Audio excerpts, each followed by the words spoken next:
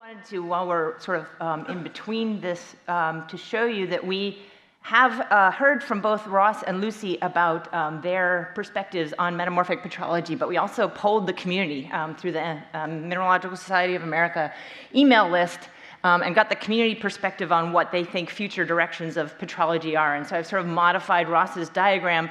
I started going through it and I had pages and pages of responses. So there's a lot of information there. It's fabulous information. I could only sort of hit the tip of the iceberg by putting some of the topics that people thought were really important for the future of metamorphic petrology, improving some of our equilibrium thermodynamic data sets, talking about geochemical cycling, deformation, non-lithostatic pressure, fluids, disequilibrium, tectonics, geochronology and petrochronology, rates and timescales. So I lumped these.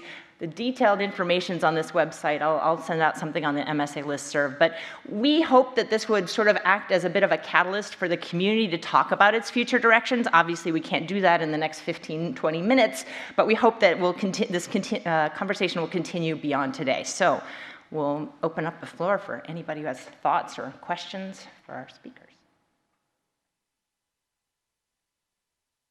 Hi, I have a question for Ross. In neutron diffraction, because of the penetration depth, you can map stress strain in alloy systems, but unfortunately with gauge volumes on the order of a cubic millimeter. So I'm wondering how effective, say, synchrotron-based X-ray studies would be for mapping gauge volumes on the order of microns in some of these host inclusion systems. You're trying to be provocative, aren't you? Well, okay, so yes, I mean, engineers do this on metal alloys and other things, right? But they're looking at quite large strains. And the problem is most diffraction beamlines at synchrotrons are not stable enough to measure the small cell parameter changes at the level of sub 1% strains. It's a big everybody's heard me say this before. It's been my big disappointment the last 25 years that no synchrotron beamline in the world can do as good a measurement as Larry Finger was doing in terms of precision back in 1990 in the lab. Right? Synchrotrons have just not invested the money and the time to do that. But in principle, yes, you can do it. The nice thing about this Raman measurement, of course, you can't. This Raman approach using the Gruneisen idea, of course you can't do it on opaque materials, right? You can do it on the surfaces, but what you need to do is to measure in the body of the material. But for most metamorphic minerals, garnets, you can get signal out, and of course it's not a spot, it's a spot in 3 dimensions. It's a little small volume you're probing. So you can map the whole of the sample by Raman, and you can do it in sections that are certainly at the moment up to a millimeter, a couple of millimeters thick. It depends how opaque your garnet is. So it's not an idea to replace other techniques. It's rather like what Lucie was saying, right? All these new methods are complementary. And it's much better as a scientist, right? Remember the good old days when we were all undergraduates, we were taught in physics, the first person with an idea and a measurement and gets published is not the important guy. It's the person who confirms the measurement by a different method, confirms the result by a different method that's important. So these new methods are complementary. They have advantages and disadvantages. Diffraction has some advantages. Spectroscopy has some advantages. And I'm saying that as a diffractionist. You made a case for the increased ease of calculation as well as data collection of possibly decreasing the independence of geologists. And I guess as a counterpoint, I would argue that those things, I think the points you made are correct, but I think there's also a case to be made that those same things are also increasing the independence of geologists in many other ways, because it increases the speed at which we can get to interesting geological questions. You don't have to be an expert in the physics, in the underlying theory, to get to the geological questions, and you can also access questions at much larger scales because you can look at many more samples quickly using these techniques that are faster. And I was wondering what your thoughts were on that. Yeah, thank you for that question. It's like sometimes a little bit like a vicious circle, because of course I don't want to somehow talk in a bad way about the technology we have now. I don't want to go to the horse and sketches stage, of course, but I don't like the word speed and fast.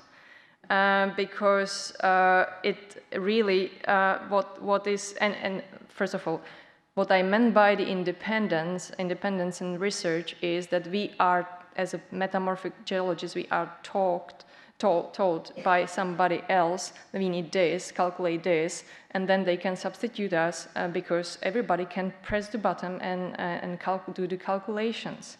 We need people who can independently judge the observations, and who and practically it's kind of like losing the leadership, the importance of those people who are able to critically evaluate the direct observations. And I think that that's why we had in the last 100 years, especially at the beginning, the milestones, really the key people, like also thermobarometry, like establishment of thermobarometry, they would not be able to do that if they just did a fast evaluation of, or putting, I think that there are two things. One is like really to focus and explain things using the basic physics, chemistry, and math. And the other thing is that we can benefit from the technologies to collect also the PT estimates from different regions. We need to, this is the same way as, for instance, I would say Ross or the Raman barometry data. We need to investigate more what it means, really, spatial distribution of the inclusions that gives us this and this pressure and so on, and evaluate uncertainty. So we need technologies, we need computers to do these things, but we should not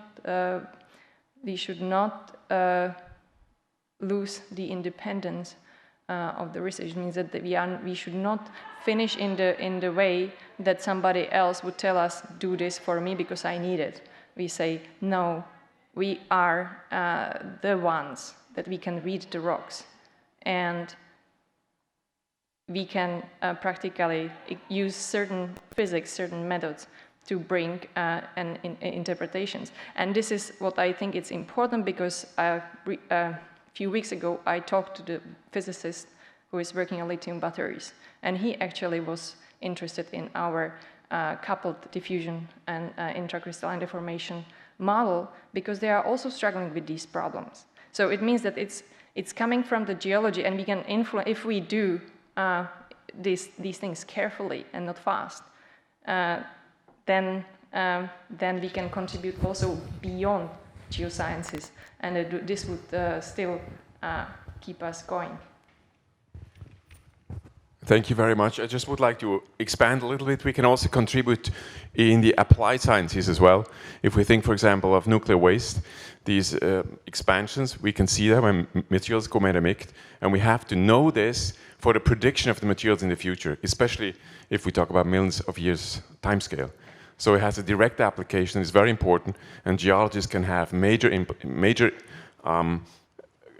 influence on how we deal with the materials in the future.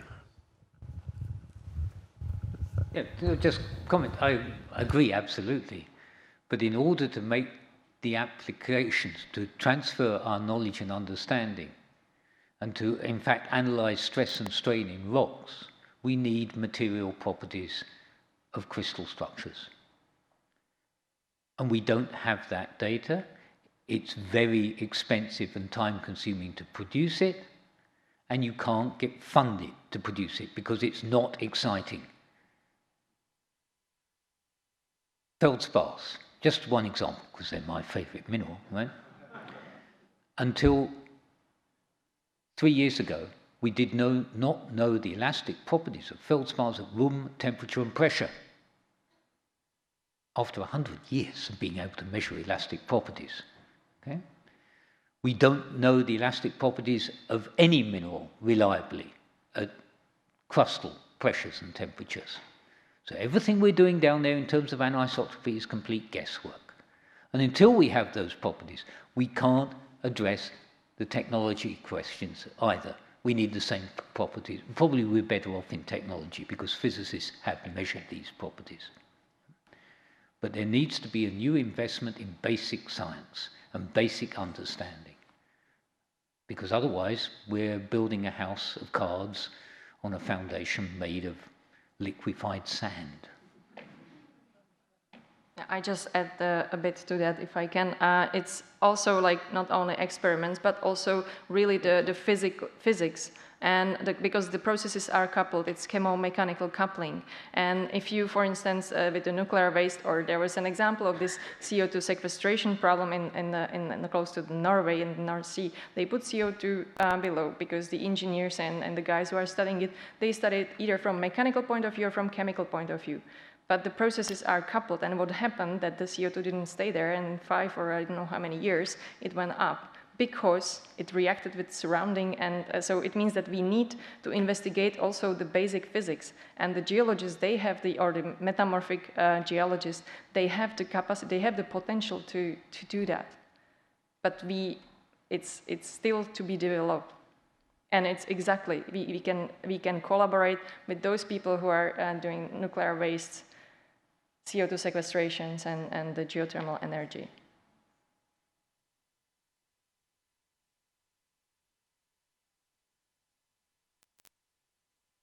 Well, if there are no other questions, we're actually right on noon, aren't we, Peter? All right, so let's thank our speakers one more time.